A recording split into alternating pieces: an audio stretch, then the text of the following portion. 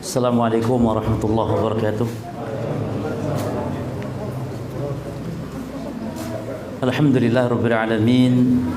Wassallallahu wasallama wa baraka ala nabiyyina Muhammadin wa ala alihi wa ashabihi wa tabi'in wa man tabi'ahum bi ihsanin ila yaumiddin wa sallama tasliman katsira, amma ba'd. Para jamaah kaum muslimin, kaum muslimat, para ikhwan dan akhwat rahimani wa rahimakumullah. Kita melanjutkan membaca dari kitab Kun Salafiyan Alal Jaddah karya Syekh Abdul Salam bin Salim As-Suhaimi hafizahullah. Dan kita masih di muqaddimah, di pengantar dari Syekh Ubaid bin Abdullah Al-Jabiri hafizahullah. Halaman berapa kemarin?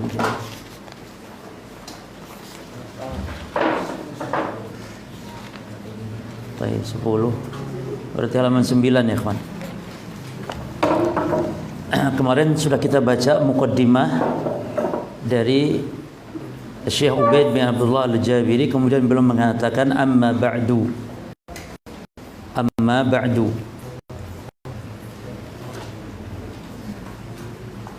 Fama ahsana ma qalahu al-Imam al-Allamah al-Bahru al-Jahid Muhammad bin Abi Bakar az-Zur'i ad-Dimashqi al-ma'ruf ibn Qayyim al-Jauziyah.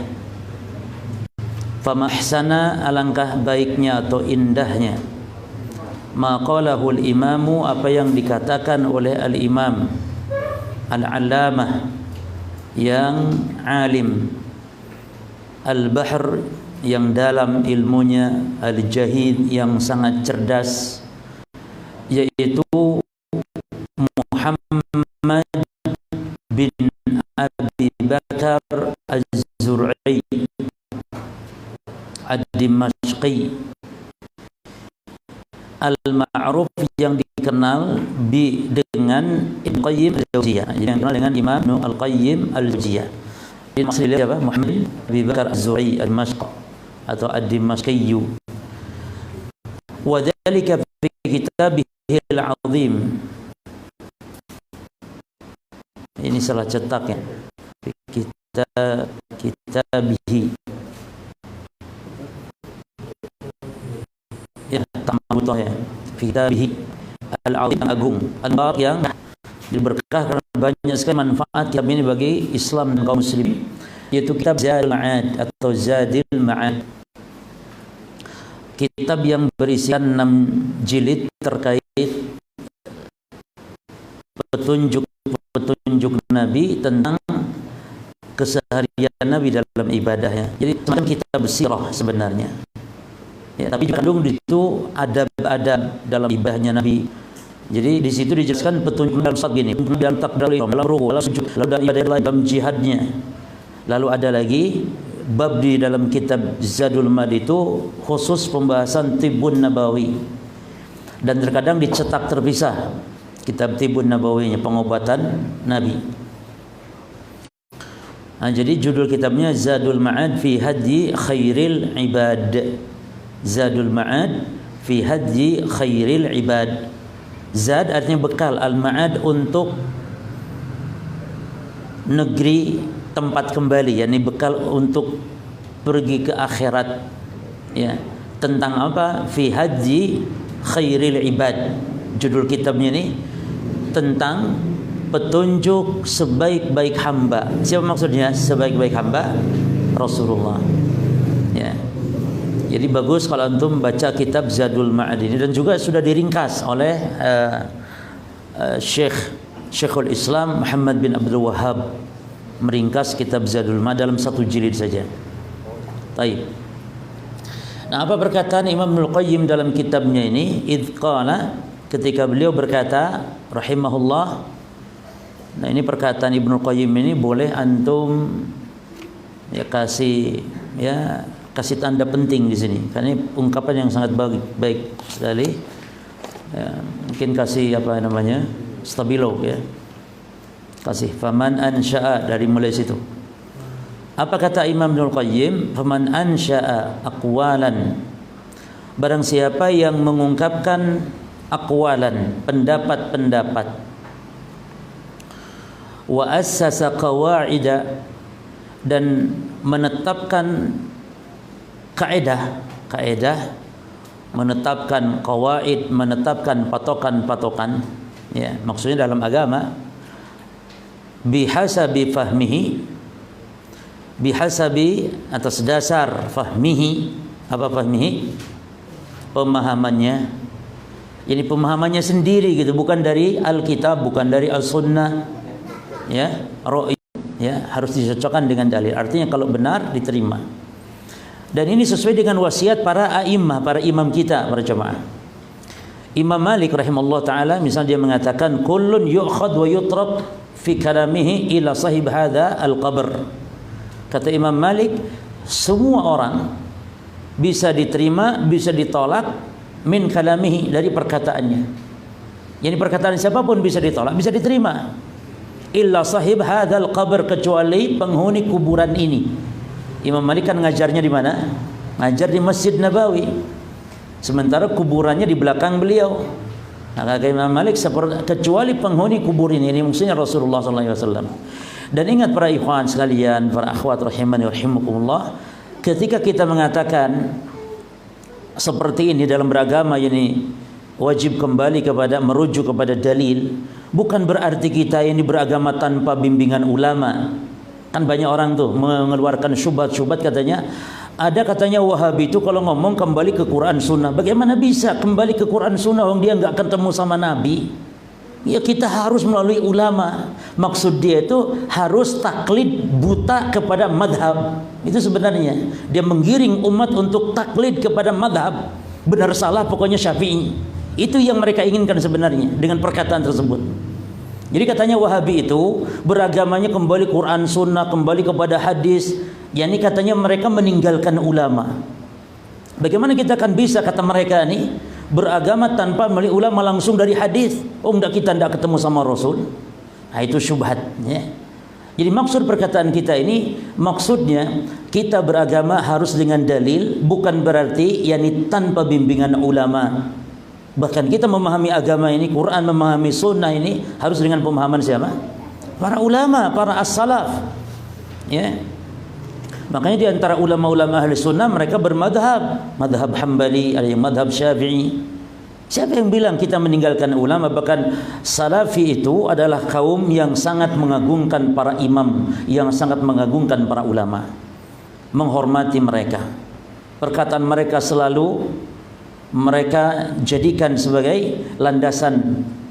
Makanya Salafi nggak ingin melakukan suatu hal kecuali harus bimbingan ulama, apa fatwa ulama, apa perkataan ulama, karena mereka mengagungkan para ulama justru. Nah, jadi sebenarnya ungkapan-ungkapan seperti itu ingin menggiring umat untuk taklid buta kepada madhab yang ini diharamkan oleh imam-imamnya sendiri. Imam Syafi'i, apa kata beliau? Imam Syafi'i mengatakan ajma'al muslimuna ala man istabanat lahu sunnatun min Rasulillah sallallahu alaihi wasallam. Kata Imam Syafi'i, sepakat kaum muslimin, barang siapa yang sudah jelas datang sunnah, yakni datang hadis dari Rasulullah sallallahu alaihi wasallam, la yahilu an yada'ah liqauli ahad.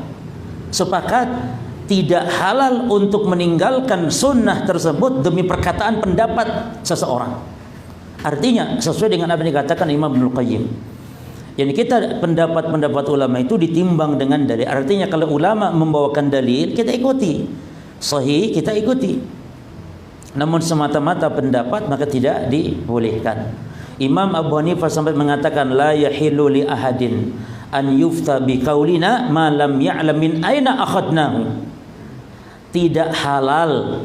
Yang dikata Imam Abu Hanifah maknanya haram bagi siapapun untuk berfatwa dengan perkataan kita sementara dia tidak tahu dari mana kita mengambilnya. Masya Allah. Artinya imam-imam yang 4 ini mengharamkan taklid buta hejo atau buta ijo. Taklid buta itu jemaah benar salah pokoknya Syafi'i. Taib, memang perlu diperinci apa hukum taklid. Hukum taklid bisa boleh dan bisa tidak boleh. Jadi bisa haram dan bisa memang boleh. Kapan taklid itu haram jemaah? Taklid itu haram bagi mujtahid inda wuduhid dalil. Taklid itu haram bagi seorang mujtahid yang jelas datang kepadanya dalil. Ya.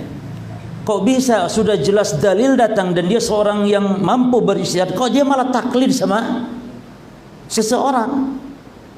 Nah, ini haram bagi dia para jemaah. Ya. Haram bagi dia taklid.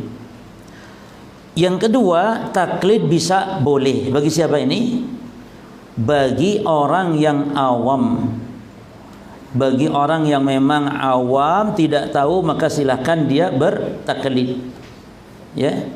Atau bagi penuntut ilmu, yang kedua yang boleh ya. Yang kedua, yang pertama bagi orang awam, yang kedua boleh taklid ini bagi seorang penuntut ilmu atau seorang alim. Namun ada keraguan dia dalam memilih pendapat. Mungkin ini pendapat apa? Sama-sama kuat ya.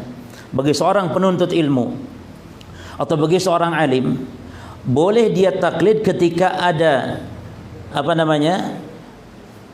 Ada kerancuan dia untuk memilih, namun dengan syarat dia untuk mengamalkan sebuah masalah. Jadi artinya taklidnya dia untuk mengamalkan, bukan dia taklid untuk berfatwa, bukan, tapi dia untuk apa? Seorang penuntut ilmu, ya kan, mau mengamalkan suatu masalah, tapi dia bingung yang mana ini karena sama-sama kuat, maka boleh saat itu taklid, tapi dengan syarat untuk dia amalkan, bukan untuk dia fatwakan kepada orang. Tidak boleh fatwa hasil daripada taklid dia. Ya, makanya kadang ikhwan ada suatu masalah mungkin bagi kita ini masalah kuat ini. Nah kita yakini itu kuat, maka kita amalkan, walaupun mungkin kita tidak perlu untuk menyampaikan kepada orang lain. Ya, terkadang demikian suatu masalah. Misalnya ikhwan, ana pribadi orang yang tidak punya wudu sebenarnya lebih kuat madhab yang mengatakan boleh tidak wudu nyentuh mushaf. Ya, tapi fatwa seperti ini kalau disampaikan kepada khalayak umum kadang-kadang tidak maslahat. Ya. Karena madhab mayoritas ulama memang mewajibkan wudu untuk menyentuh mushaf. Sampai-sampai boleh menyentuh dengan adanya apa? Mushafnya ada tasnya baru boleh dipegang ya. Atau mungkin ininya pakai apa? Pakai sarung tangan dan semisal apabila tidak memiliki wudu. Sampai begitu. Namun sebenarnya pendapat yang rajih boleh kalau untuk mengamalkan adalah pendapat yang boleh tidak wudu karena dalil-dalilnya tidak sharih tegas-tegas, adapun yang tegas juga hadisnya dhaif dan yang secara sharih yang sahih tidak ada. Ya. Baik. Nah, seperti itu. Jadi taklid ada yang boleh dan ada yang memang tidak boleh. Bagi seorang yang sudah jelas dalil kepadanya dan dia mampu untuk berijtihad, maka haram saat itu dia bertaklid. Termasuk tadi ya, pokoknya benar salah saya Syafi'i. Nah, ini tidak boleh bermadhab seperti itu. Ya. Terus mana tadi? Taib fa in tabaqathu wa wafaqathu wa syuhida laha bis-sihhati qubilat hina idzin. Kalau sesuai ya, tabaqat itu kalau bersesuaian, yakni perkataan pendapat tersebut dengan dalil, wafaqathu ya, dan juga berdasarkan dengan dalil, wa syuhidalah bisihah, dan juga disaksikan, dipersaksikan, jadi dipertanggungjawabkan keabsahannya, karena dalil itu ada yang sahih dalilnya namun salah penempatannya ya, sahih dalilnya namun salah penempatannya, salah istidlalnya, maka harus sahih dalil itu dan juga penempatannya benar. Dan juga para ikhwan terkadang orang itu berdalil, jadi dalil itu bukan suatu jaminan seorang, setiap orang berdalil pasti benar, tidak. Karena ada orang terkadang berdalil dengan dalil umum yang dia terapkan, dia gunakan untuk suatu amalan yang dia butuh kepada dalil khusus. Ini kaidahnya, maka tidak setiap ya yang disyariatkan pada asalnya disyariatkan pula pada cabangnya. Ini kaidahnya. Tidak setiap yang disyariatkan fi aslihi pada asalnya, pada pokoknya disyariatkan pula pada cabangnya. Contoh salat disyariatkan, na'am. Tapi belum tentu disyariatkan kalau salat itu ditetapkan pada malam nisfu Sya'ban. Jadi orang yang salat nisfu Sya'ban jangan berdalil dengan dalil aqimus shalah. Jangan berdalil dengan dalil asal, dalil pokok, dalil umum yaitu salat. Yang kita butuh itu dalil pengkhususan nisfu Sya'ban. Kan banyak orang sekarang ahli bid'ah yang suka berbuat bid'ah itu dalilnya dalil umum. Seperti merayakan Maulid Nabi, dalilnya dalil umum. Apa itu? Cinta Nabi. Itu kan kita tidak butuh dalil umum itu, kita butuh dalil khusus. Kapan Nabi merayakan Maulid Nabi? Siapa yang masang terobnya? Siapa yang masak nasi kuningnya? Siapa yang masak telurnya? Kita ingin tahu itu dari Nabi sallallahu alaihi wasallam atau dari perbuatan para sahabat.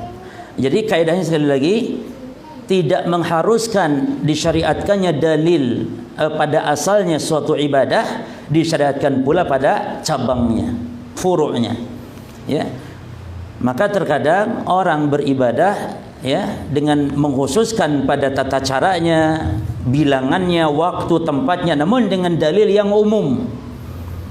Seperti salawat jemaah. Ada orang salawat pakai musik.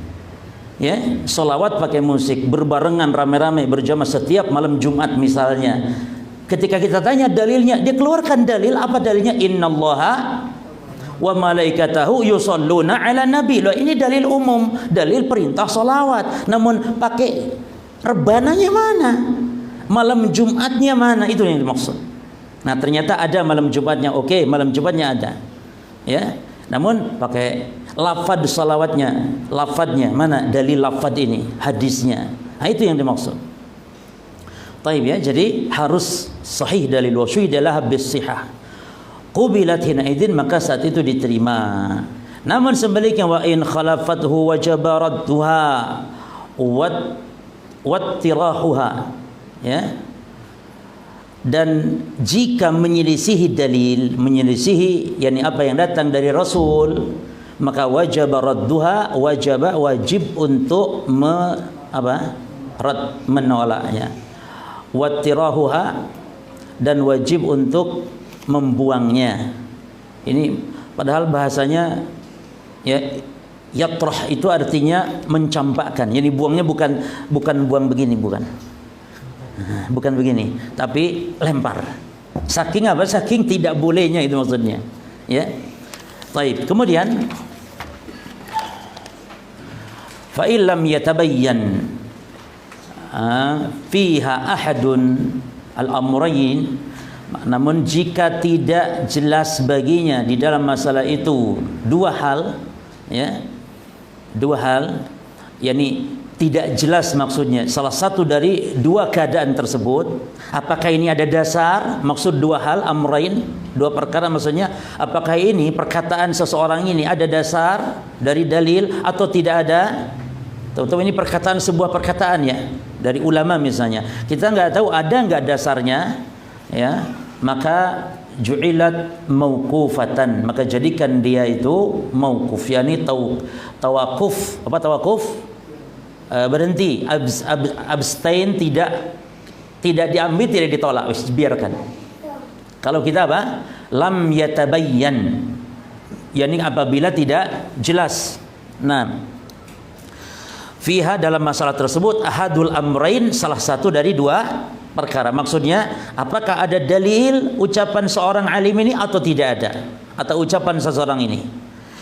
Taib, wa kana ahsan ahwaliha an ay yajuza al-hukmu wal ifta'u biha wa tarkuhu. Taib. Namun wa kana ahsan, sikap yang lebih sikap yang lebih bagus gitu ya. Bukan tawakuf, ya.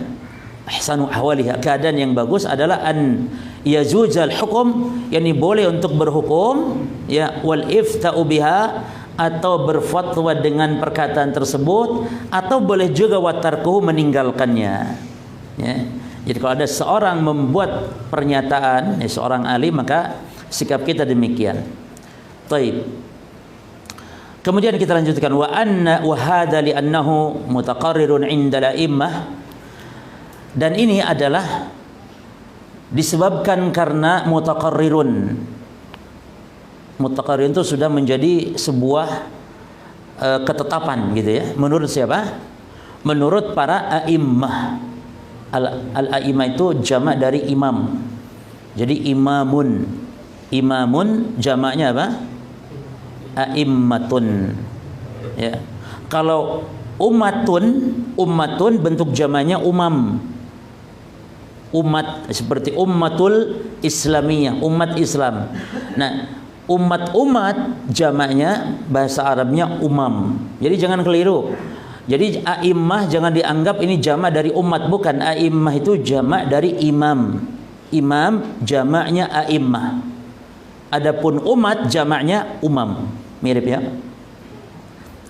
Umat jamaknya umam. Taib. Minas salafi salih, para imam dari kalangan salafus saleh, anna aqwalan nas. Nah, ini sebuah ketetapan tadi seperti saya sampaikan. Apa perkataan Imam Malik, apa perkataan Imam Syafi'i, hatta masalah ini. Jadi mereka melarang untuk apa? Menelan bulat-bulat perkataan mereka loh, yang mereka. Apalagi yang derajatnya di bawah mereka. Gitu. Apalagi derajatnya di bawah mereka. Taib. Anna aqwalan nasi wa a'malahum, ya, tuzanu bin nas wal ijma'. Bahwasanya perkataan-perkataan manusia dan perbuatan-perbuatan manusia itu jangan dipandang baik sehingga dia ditimbang dengan nas. Nas itu dalil maksudnya. Tuzanu, ditimbang dengan nas, wal ijma', dan dengan ijma'. Jadi kalau sudah ijma' dan sesuai dengan ijma', maka terima, ya. Contoh ikhwan, ada orang yang mengharamkan musik, ya. Maka kita timbang, ternyata ada ijma' dari para imam yang 4 itu ijma'.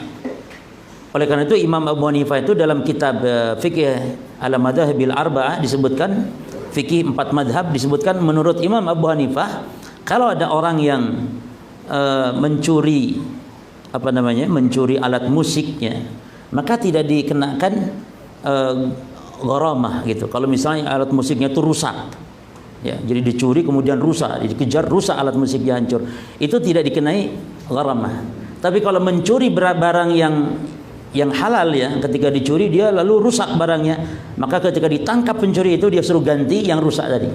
Nah, kenapa Imam Ahmad mengatakan yang kalau alat musik itu tidak harus diganti? Karena dia barang haram. Jadi kalau merusak itu dalam hukum Islam tidak ya, tapi jangan langsung rame-rame merusak cuma, ya. Ya.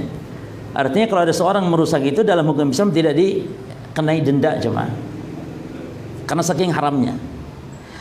Kecuali kata Imam Hanifah nih, kecuali kalau alat musik itu sudah berubah fungsi, bukan lagi alat musik.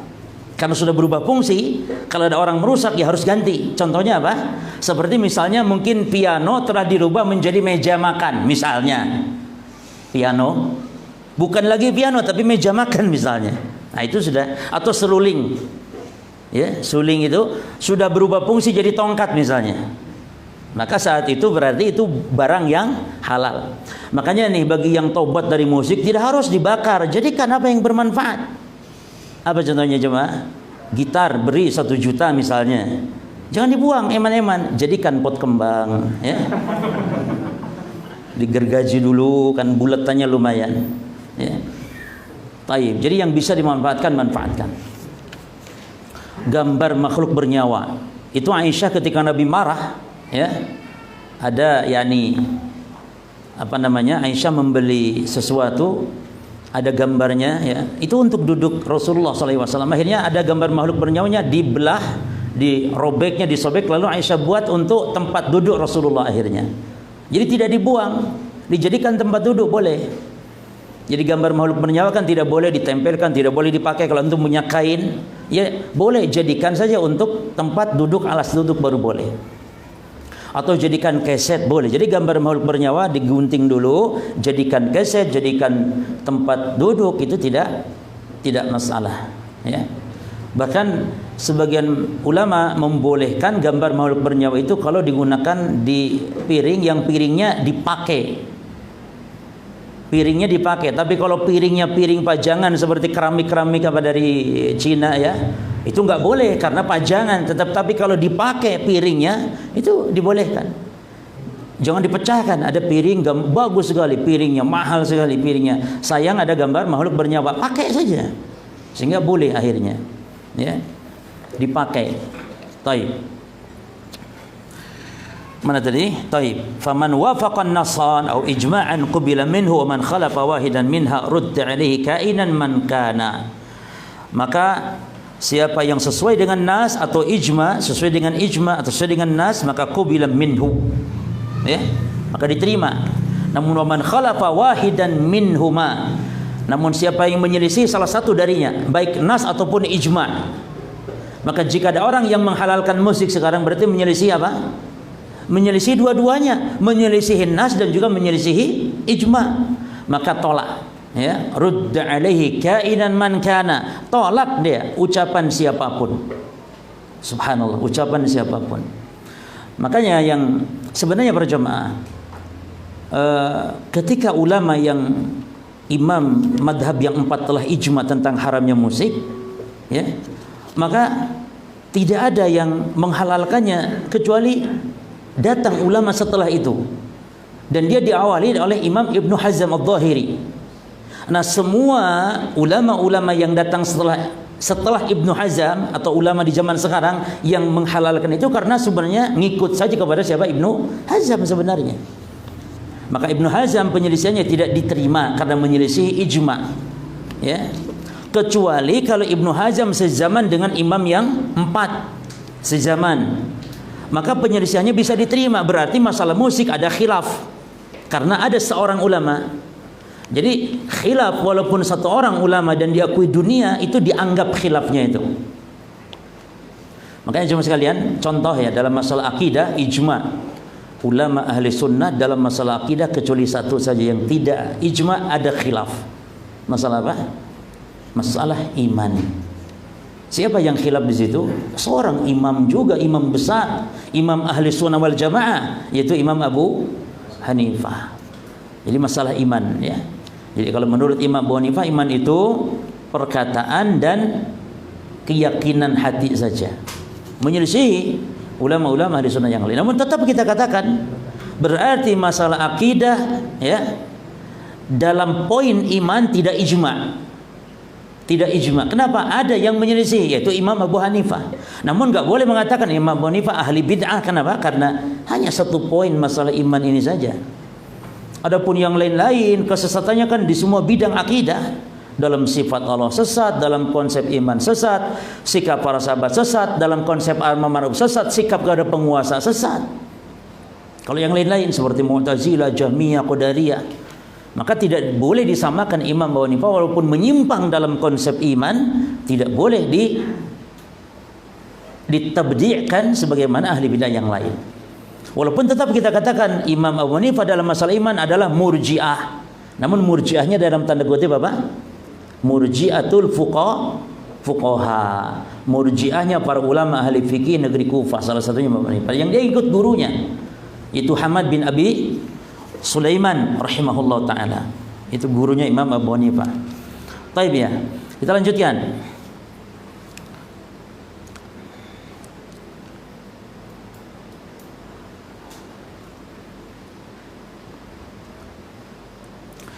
Wa man khabar halal a'immah wa du'atal huda minas salaf salih, ya. Dan siapa yang meneliti keadaan para imam dan para duat, ya, para duat yang mengajak kepada petunjuk minas salafi salih, dari kalangan para salafus salih, ya, badaan minas sahabah, yang diawali dari siapa? Kalangan para sahabat. wa a'immatit tabi'in, dan para imam, ya, para imamnya at-tabi'in, wa man salaka sabilahum, dan orang yang menempuh jalan mereka, yakni para sahabat dan para tabi'in, ya, waqtafa atharahum, dan yang mengikuti asar. Apa asar jemaah? Asar yakni jejak mereka. Asar jejak mereka. Namun diistilahkan asar itu kepada hadis. Ya, jadi kadang-kadang disebut hadis, kadang disebut khobar, kadang disebut asar. Nah, apa bedanya? Kalau hadis jelas ma'udhifa ila Nabi sallallahu alaihi wasallam min qaulin aw fi'lin aw takririn khuluqiyatan kana aw khalqiyah.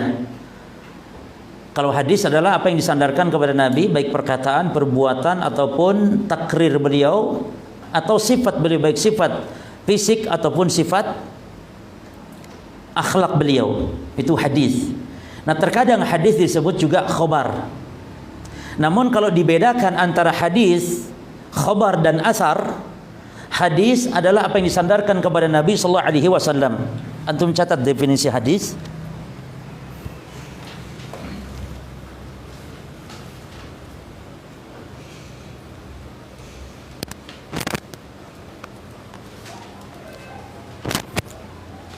Piye to ini? Wes. Endi anune? Hah? Sepeda ndi? Oh, baik. Hadis adalah bawah sini. Hah? Disapuni. Nyampe tak? Oh, ya wes. Hadis adalah al-haditsu huwa ma udifa ila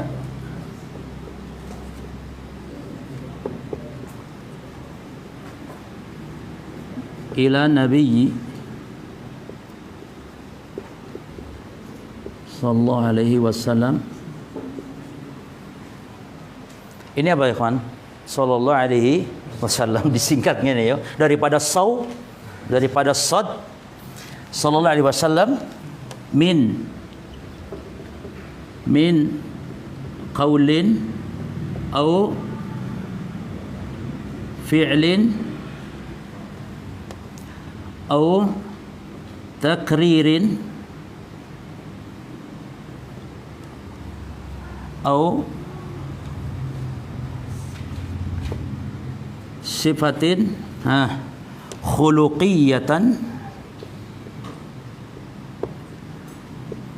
khuluqiyatan kanat au di sini au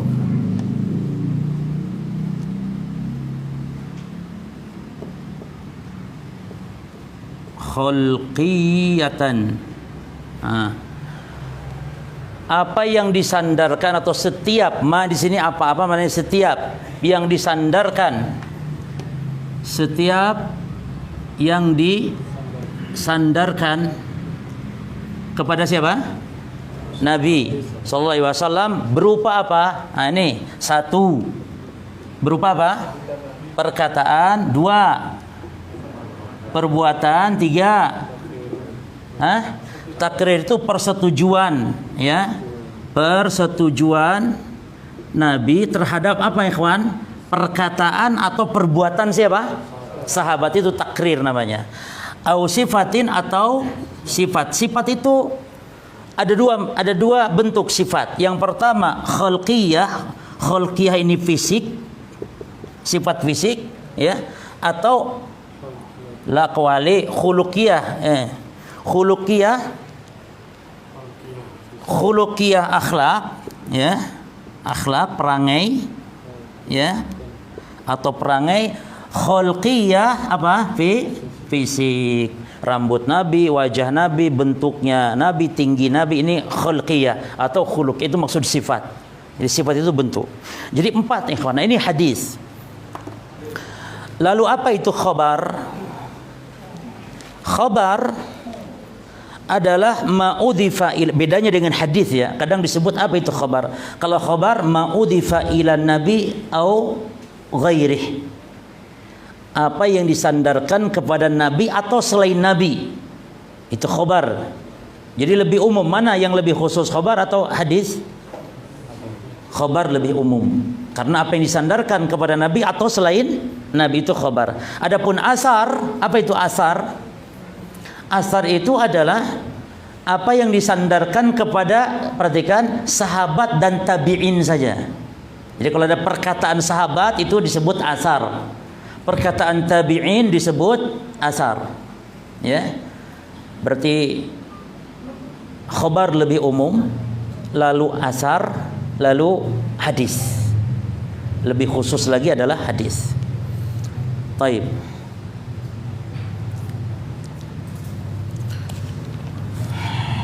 Terus mana tadi? Taib, man khabar halala immah, siapa yang meneliti keadaan para imam, para duat dari kalangan salafus saleh yang diawali para sahabat, para imamnya tabi'in, dan siapa yang menempuh jalan mereka dan yang mengikuti jejak mereka, bi anna lahu, perhatikan ya, bahwasanya mereka ya, yakni bi anna lahu, akan jelas bagi dia yang memperhatikan, yang meneliti keadaan para salaf tadi, annahum ala hadal maslaki, yakni mereka di atas jalan ini. Apa maksudnya para jamaah? Yakni mereka sangat konsisten berpegang dengan dalil gitu, tidak mudah mengambil perkataan seseorang dalam masalah agama. Itu maksudnya. Ya. Maka setiap sahabat, coba lihat, ketika ada penyimpangan langsung ditanya dalilnya. Demikian mesti para salaf. Dan demikian pula kita kalau memang kita mengikuti mereka. Selalu kritis, ditanya dalilnya. Ya. Ditanya dalilnya, dan bukan sesuatu hal yang aib atau disebut tidak beradab kalau bertanya dalil. Apalagi hal yang memang bagi kita mungkin baru dengar ini. Kalau ada orang menyampaikan ini, tanya, mohon maaf Ustaz, mohon maaf Pak Kiai, ini dasarnya di mana ya?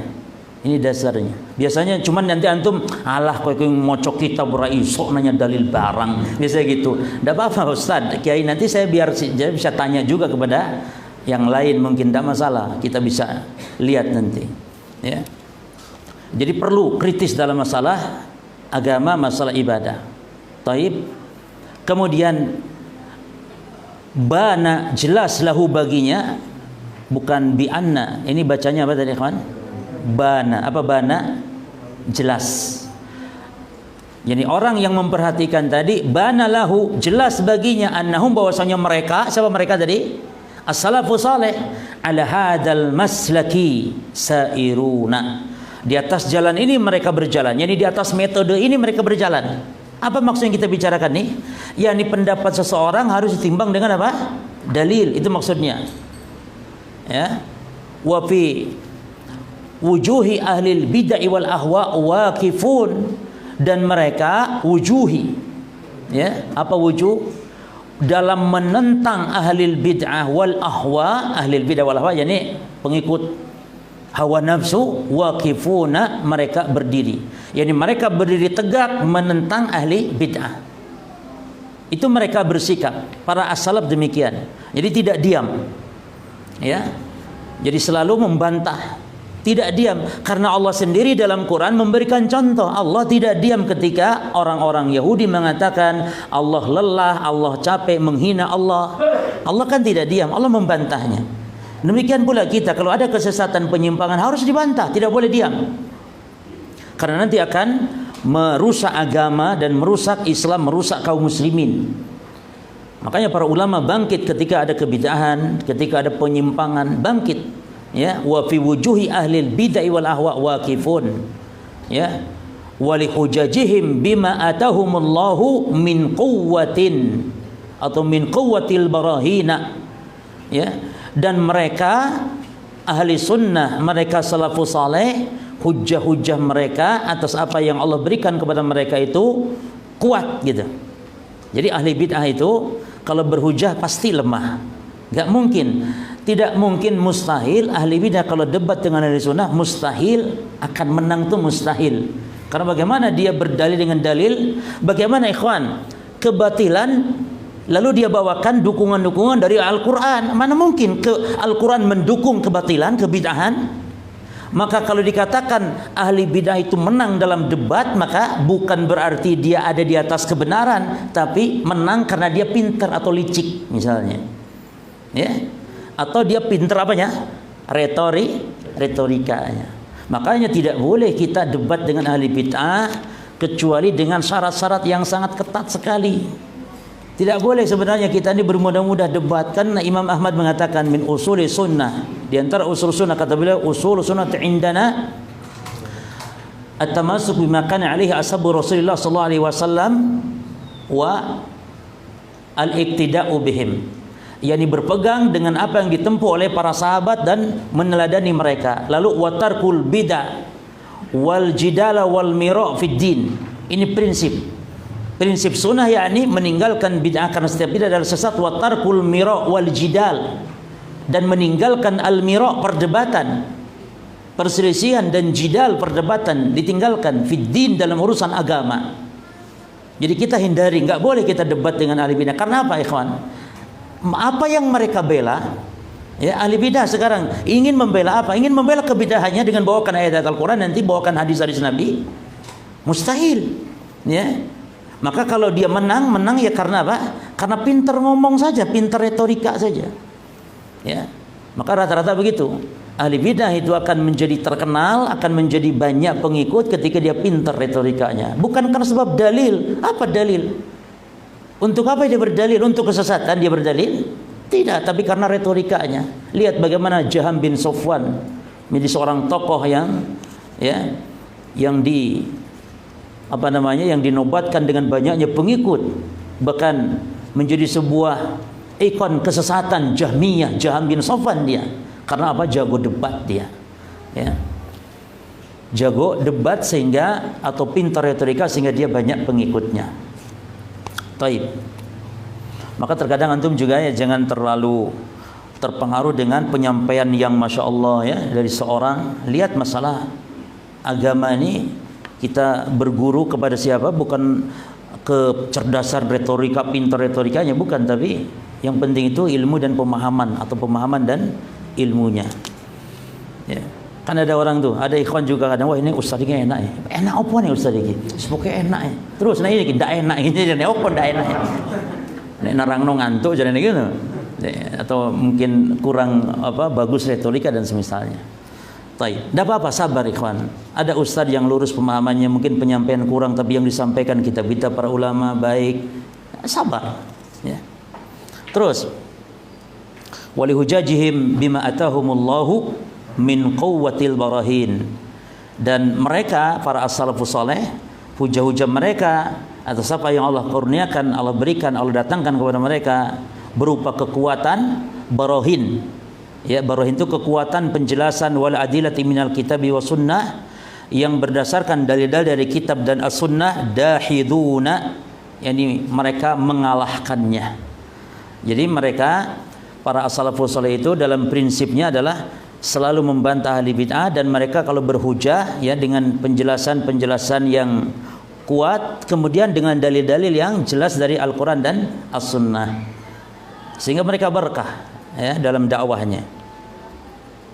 Faqanu bihaqqin kama fil asar, ya, dan keadaan mereka hak, benar memang, kama jaa fil asar, sebagaimana datang di dalam asar, ya, di dalam asar. Apa asar di sini?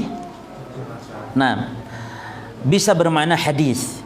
Jadi jemaah sekalian, jangan langsung dipahami dulu asar, yakni tadi siapa? Perkataan sahabat atau tabiin, bukan. Bisa jadi hadis yang dimaksud, yakni hadis Nabi terkadang disebut asar. Nah, jadi terkadang hadis, asar dan khobar itu sama maknanya, muradif, sinonim.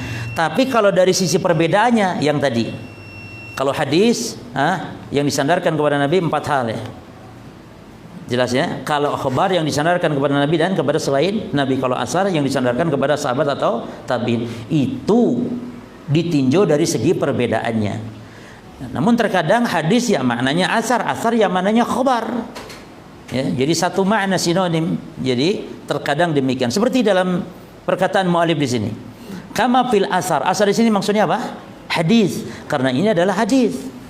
Hadis ini sabda Nabi sallallahu alaihi wasallam. Apa ini? Adzan? Iya. Baik, fadhal. Adzan dulu.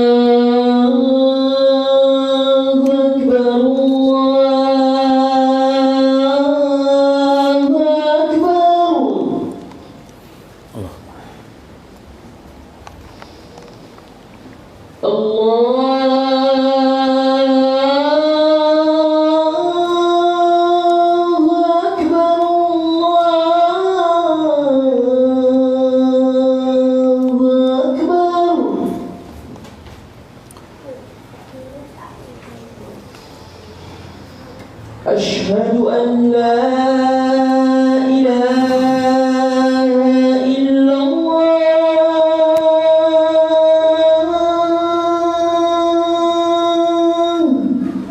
أشهد أن لا إله أشهد أن لا إله إلا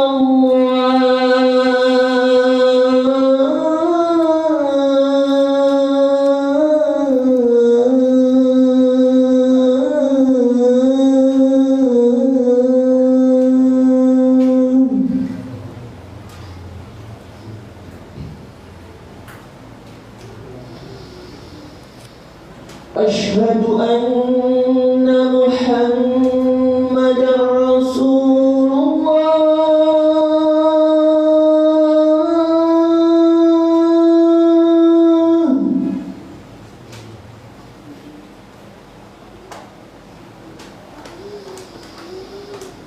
أشهد أن محمدا رسول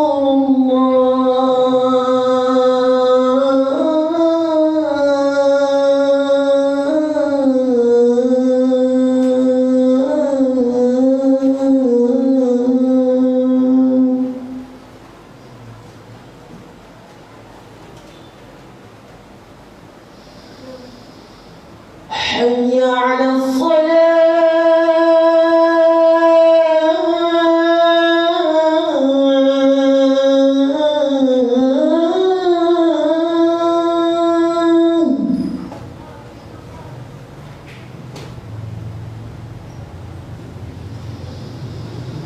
حي على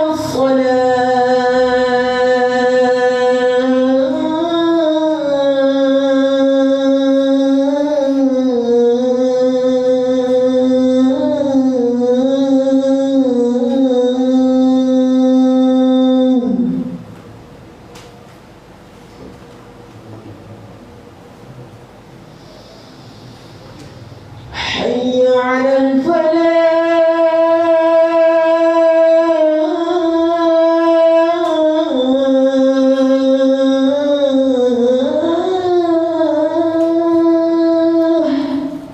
إلا بالله.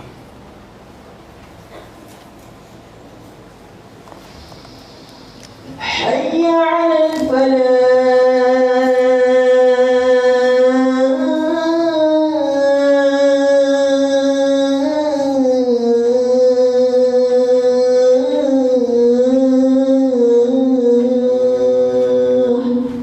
حول ولا قوة. الله أكبر الله أكبر لا إله إلا الله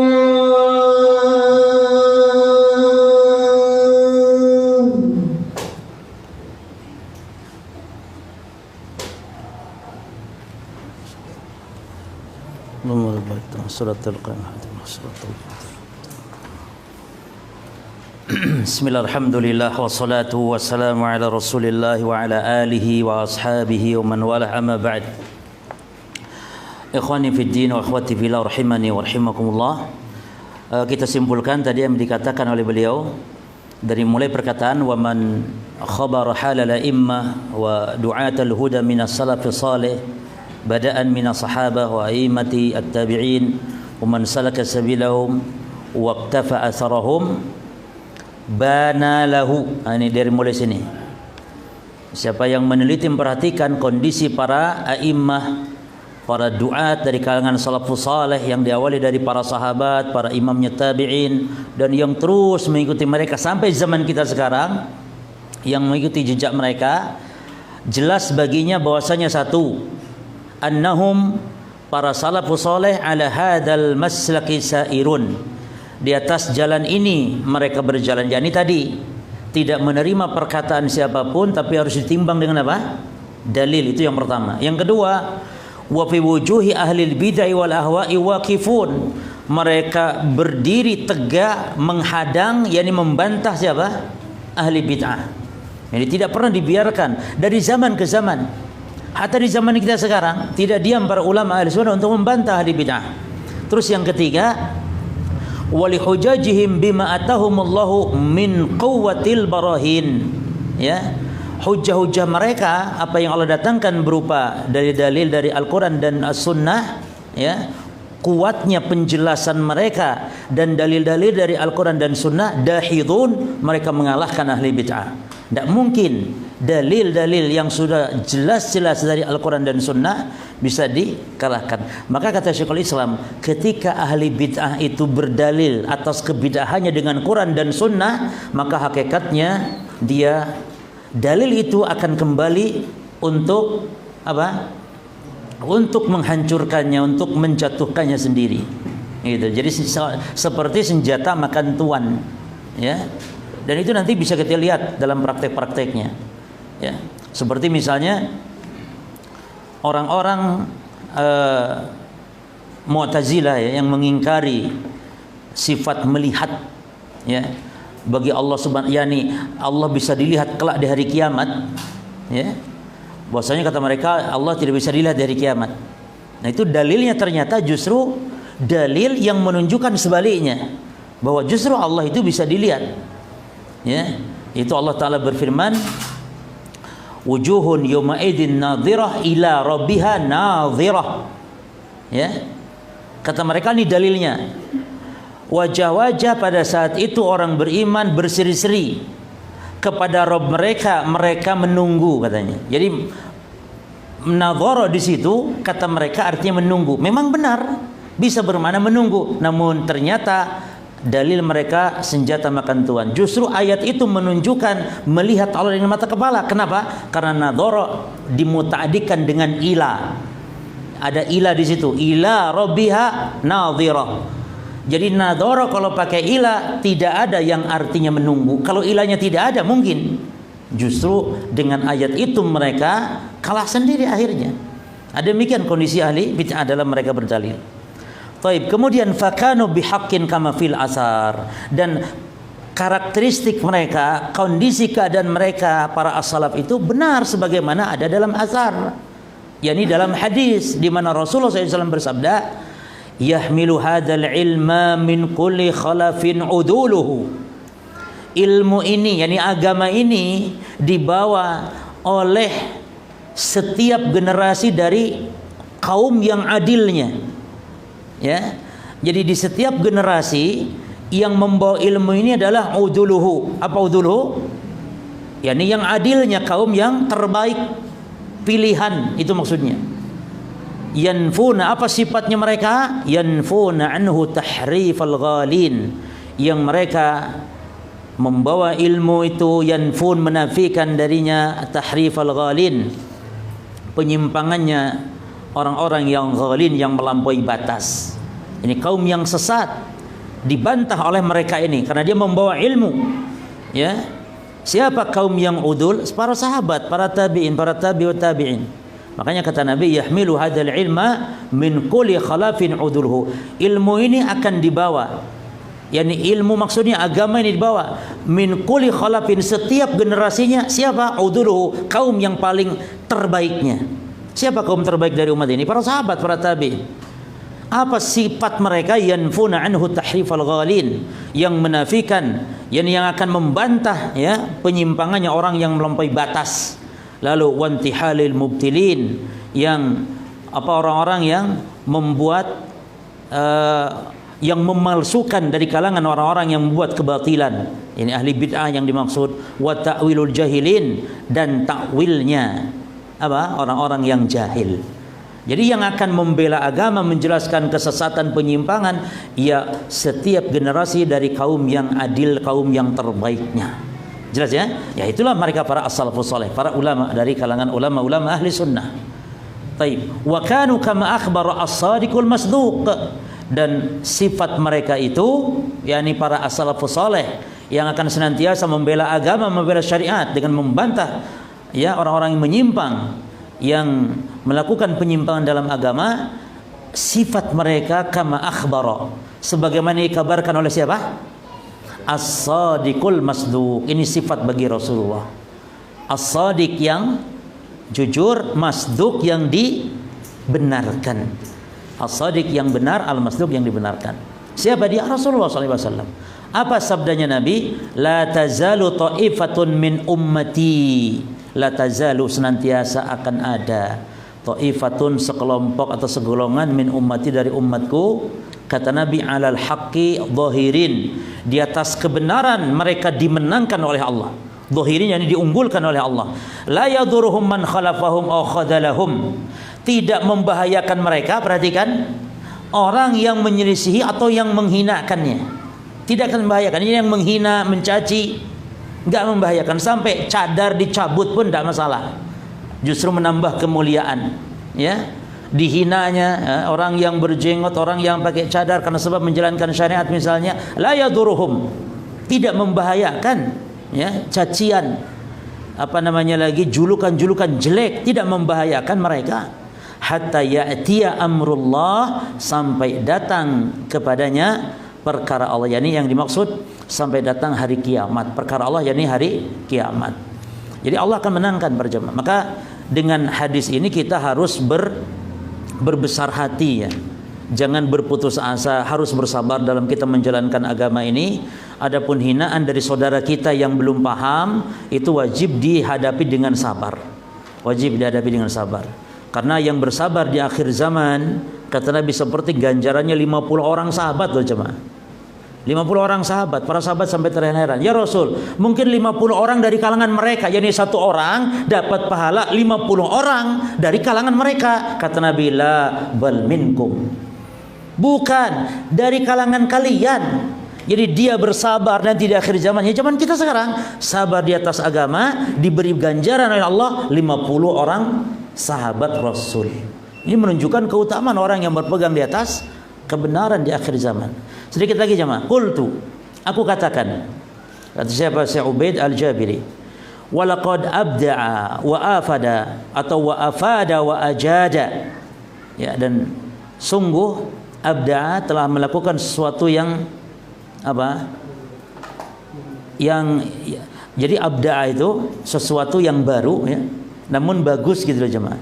Artinya yang nulis masalah atau tema seperti ini seolah-olah ini baru gitu, membahas tentang masalah manhaj salaf secara rinci seperti ini gitu maksudnya ya. Jadi dan sungguh telah melakukan hal yang bagus ya, wa afada, yang berfaedah, wa ajada, dan sangat baik. Siapa? Akhuna, saudara kita, Al-Fadil yang mulia, Ad-Doktor Abdus Salam bin Salim As-Suhaimi.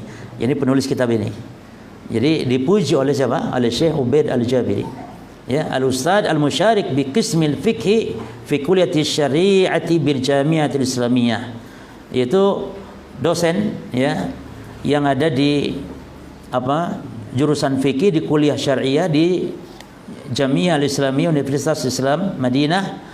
Id abana bisarahah ya, karena beliau atau ketika beliau menjelaskan, abana dalam kitab ini maksudnya bisarahah, dengan terang-terangan atau dengan terang, sarahah, ya, belak-belakan terang, wa wuduhin, dan dengan jelas, wa bi uslubin ilmi, dengan metode ilmiah, rafi, yang tinggi.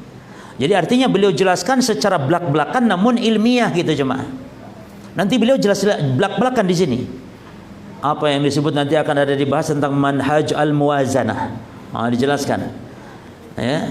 Jadi beliau tidak tutup-tutupi, dijelaskan secara gamblang, secara terang-terangan, qawaida wa usulan, kaidah-kaidah dan dasar-dasar, wasimatin, dan karakteristik, sifat-sifat, boleh diartikan, ya, fil manhajis salafil haqqi, tentang manhaj salaf yang hak.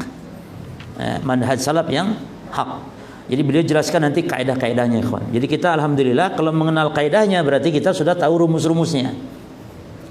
Insya Allah kalau sudah ngaji ini, ikhwan, ketika nanti ada demonstrasi, insya Allah kalau benar ngajinya nih, tidak akan tanya lagi, Ustadz apa hukum demonstrasi, tidak akan tanya setelah ngaji ini, ya. Termasuk nggak bingung masalah boykot, insya Allah. Boykot sekarang bingung juga, ya. Jadi boykot jemaah memang sepakat, boykot itu hal yang dibolehkan ketika ada kemaslahatan dan bagian dari jihad gitu, ya. Ketika orang kafir bisa lumpuh. Namun kan ini namanya jihad, dan yang namanya berkaitan kemaslahatan orang banyak, itu kan harus ada bimbingan dari ulul amri, dari pemerintah. Maka mengilzamkan ya harus ada datang dari atau masdarnya dari ulul amri.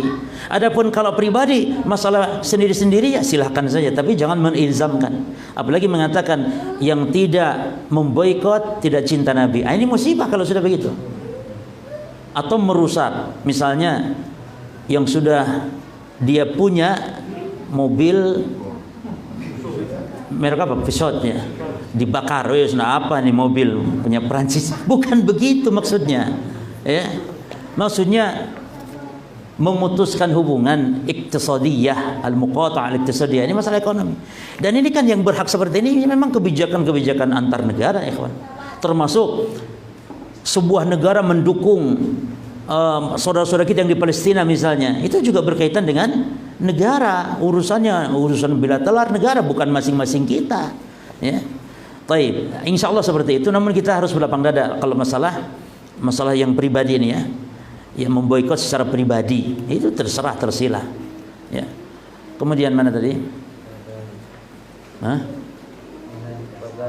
Wa dzalika fi kitabihi Al-Qayyim Al-Mausumi, dan hal itu terdapat di dalam kitabnya beliau Al-Qayyim yang sangat bagus, ya, berkualitas atau yang bermutu, gitu, ya. Al-Qayyim Al-Mausum yang bernama atau yang diberi nama Al-Mausum itu. Apa namanya? Bi kun, dengan kun salafiyan alal jadah, yang diberi nama dengan kun salafiyan, kun jadilah engkau salafiyan, seorang salafi, alal jadah, dengan kesungguhan, atau salafi yang benar-benar, atau sejati sebenarnya. Kokohiyun. Nah, ini ada kokohiyun, kokoh, ya. Baik. Syakarallahu, semoga Allah membalas, ya, sa'yahu, usaha beliau ini, wa ajzala masubatahu, dan semoga memberi pahalanya yang banyak. Maka antum kalau mengucap syukran, terima kasih, itu jangan kathiran tapi jazilan. Nah, jazilan maknanya sama, ya, jazilan itu banyak, tapi lebih mulia ucapan itu daripada kathiran. Jadi jazilan itu lebih sopan, lebih mulia. Maka syukran jazilan, bukan syukran katsira. Termasuk jazakallah khairan itu jangan ditambah-tambah katsiran, karena dalilnya tidak ada. Itu tambahan yang bid'ah itu istilahnya, ya. Tapi ojo bid'ah-bid'ah gitu juga. Itu tambahan enggak ada maksudnya dalam hadis. Cukup jazakallah khairan. Wes, berapa? Katsiran. Enggak. Wes. Makanya antum kalau minta rezeki sama Allah juga jangan dirinci. Misalnya, ya Allah minta rezeki, ya Allah 2 juta saja. Oh, cuma 2 juta. Karena Allah ternyata mau memberi berapa? 100 juta. Cuman karena antum minta 2 juta, ya wes PN kata Allah. Salah sendiri antum minta 2 juta. Jadi kalau minta rezeki langsung jadi di globalkan, ya Allah beri rezeki yang barokah, ya sudah datang. Jadi nanti datang 1 M. Ya. Tapi kalau 2 juta, ya 2 juta antum minta yang samono, padahal kecil. Allah Maha Kaya, ikhwan. Allah Ghaniyun Hamid, Allah Maha Kaya. Jadi kalau minta rezeki jangan dirinci ya. Jangan. Terus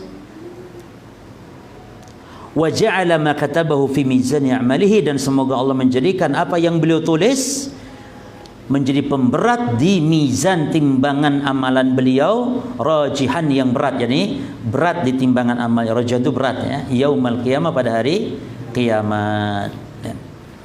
Gak mari-mari rek mukadimai ya, setitik mani lah, insyaallah mungkin nanti nggak apa-apa dilanjut dari mulai sini ya. Ini semacam kandungan dari kitab ini apa saja ya. Dan lihat judul-judulnya, antum penasaran, ingin segera untuk membaca apa isinya. Ini judul-judulnya indah-indah. Ahlussunnah wal Jamaah itu apa ya, sampai dibahas Muhammad bin Abdul Wahhab itu siapa, kemudian Mu'adatul Kuffar. Pokoknya bagus sekali bahasan insyaallah. Demikian yang bisa kita baca, mudah-mudahan bermanfaat. Wallahu taala alam. Subhanakallahumma bihamdika asyhadu an la ilaha illa anta astaghfiruka wa atubu ilaik. Wassalamualaikum warahmatullahi wabarakatuh.